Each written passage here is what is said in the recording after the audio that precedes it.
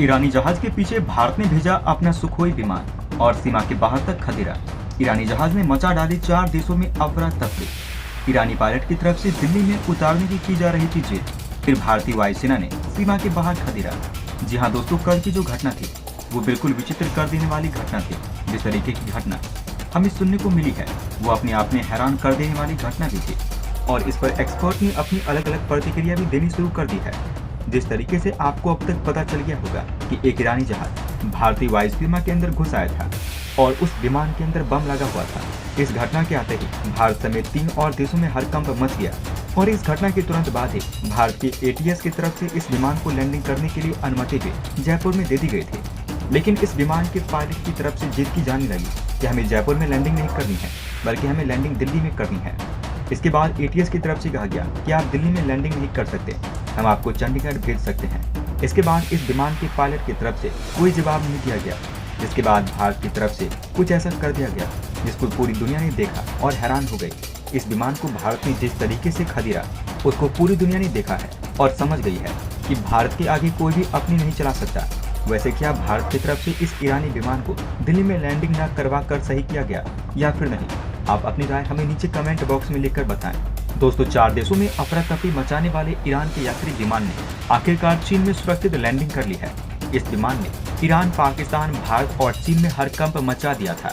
और आपकी जानकारी के लिए बताते चले कि इस ईरान के यात्री विमान में बम होने की धमकी मिली थी और जब सुबह के समय ये विमान भारतीय वायुसेना के क्षेत्र में आया तो उस समय पूरे भारत में हलचल मच गई और बताया जा रहा था ये विमान भारत की वायु सीमा के अंदर तकरीबन 45 मिनट तक था और इस 45 मिनट में भारत की तरफ से सारी सतर्कता बरती गई थी और एक एक पल पर इस विमान की नजर रखी गई थी।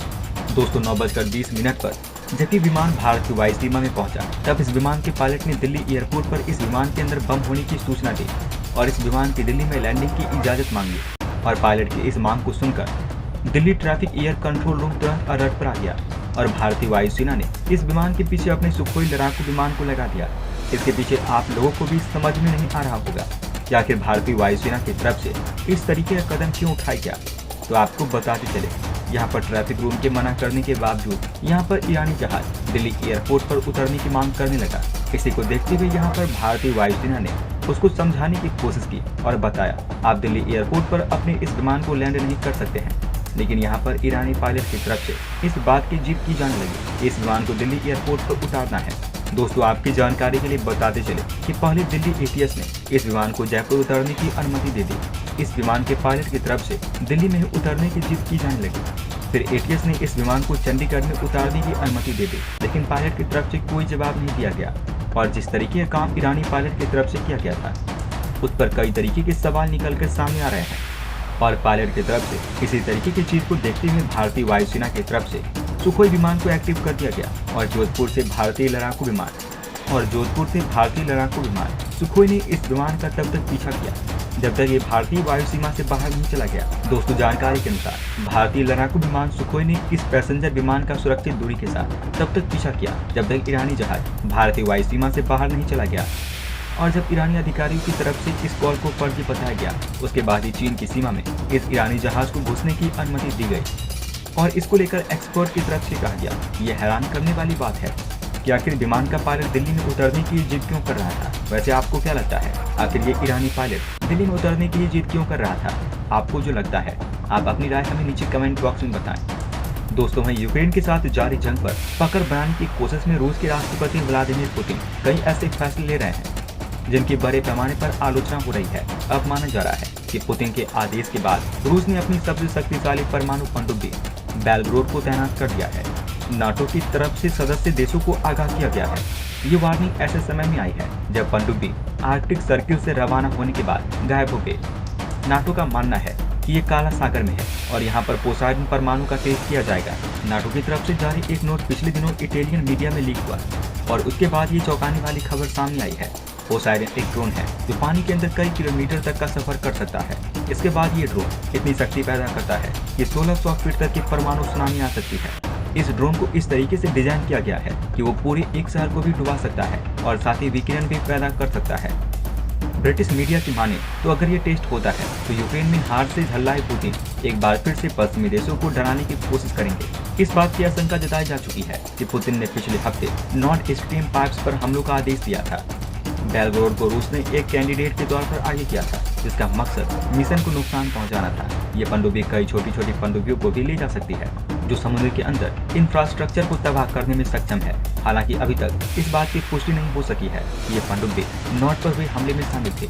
600 फीट लंबी ये पनडुब्बी दुनिया की सबसे बड़ी पनडुब्बियों में शामिल है। ऐसे में बाल्टिक सागर से नीचे जाना इसके लिए काफी मुश्किल होगा।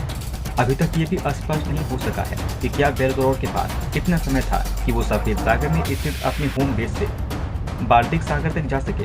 दोनों के बीच करीब 3000 मील की दूरी है और इस पनडुब्बी की गतिविधियों पर सबकी नजरें रहती है। जब से ये पनडुब्बी गायब हुई तब से ही नाटो की तरफ से अपने सदस्य देशों को तब से चेतावनी दी जा रही है, लेकिन माना जा रहा है कि ये अभी तक आर्कटिक सागर में मौजूद है। इस बात की जानकारी नहीं मिली है कि चेतावनी कब दी गई है, मगर इटालियन मीडिया की माने तो रविवार को ला रिपब्लिका अखबार की तरफ से आगाह किया गया है। बेलग्रोड पनडुब्बी जुलाई से ऑपरेट हो रही है। दोस्तों, हमें देखने को मिल रहा है कि रूस के राष्ट्रपति व्लादिमीर पुतिन आए दिन पश्चिमी देशों की धड़कनें बढ़ा रहे हैं। हाल ही में पुतिन की सेनाओं ने नाटो के बॉर्डर पर परमाणु मिसाइल हमला और केमिकल अटैक का अभ्यास किया है। 7 महीने से अधिक समय से चल रहे यूक्रेन युद्ध को लेकर रूस और पश्चिमी देशों के बीच तनाव अपने चरम पर है। इस बीच मॉस्को ने पुष्टि की है कि उसके सैनिकों ने बुधवार को कालिनग्राड के पश्चिमी कैनक्लेव में नकली परमाणु मिसाइल हमले किए हैं। यह अभ्यास ऐसे समय पर किया गया है जब पिछले हफ्ते पुतिन यूक्रेन के 4 इलाकों को औपचारिक रूप से रूस में शामिल कर चुके हैं। रूसी रक्षा मंत्रालय की ओर से जारी एक बयान के अनुसार बुधवार को पोलैंड और लिथुआनिया से लगे कॉन्क्लेव में रूस ने परमाणु सक्षम Iskander mobile ballistic missile system की नकली इलेक्ट्रॉनिक लॉन्च का अभ्यास किया। फरवरी में जंग की शुरुआत से पुतिन कई बार परमाणु हथियार के इस्तेमाल की धमकी दे चुके हैं। उन्होंने यूक्रेन को हथियार मुहैया कराने पर नाटो को परमाणु हमले की धमकी दी थी। हाल ही में उन्होंने यूक्रेन के कब्जे वाले इलाके की रक्षा के लिए किसी भी माध्यम के इस्तेमाल की चेतावनी दी थी। बयान में कहा गया है कि उन्होंने नकली मिसाइल सिस्टम, एयरफील्ड, संरक्षित इंफ्रास्ट्रक्चर, सैन्य उपकरण और कमांड पोस्ट पर कई हमले करने का भी अभ्यास किया। रक्षा मंत्रालय ने कहा, सैन्य कर्मियों ने एक संभावित जवाबी हमले से बचने के लिए अपनी स्थिति बदलने के लिए एक युद्धाभ्यास किया। 24 फरवरी को यूक्रेन पर हमला करने के कुछ ही समय बाद पुतिन ने अपने परमाणु बलों पर अलर्ट पर रहने का आदेश जारी कर दिया था। तनाव अपने चरम पर इसलिए है क्योंकि नाटो पुतिन की धमकियों का उन्हीं की भाषा में जवाब दे रहा है। कुछ दिनों पहले नाटो चीफ ने कहा था कि पुतिन के हालिया कदम ने दुनिया को परमाणु तबाही के एक कदम और करीब ला दिया है। उन्होंने कहा कि हम यूक्रेन को अपने समर्थन को लेकर दृढ़ है क्योंकि वो रूसी हमले से अपना बचाव कर रहा है। अमेरिकी राष्ट्रपति जो बाइडेन ने भी कहा था कि यूक्रेन को अपनी रक्षा के लिए जिन उपकरणों की आवश्यकता होगी हम वे मुहैया कराना जारी रखेंगे।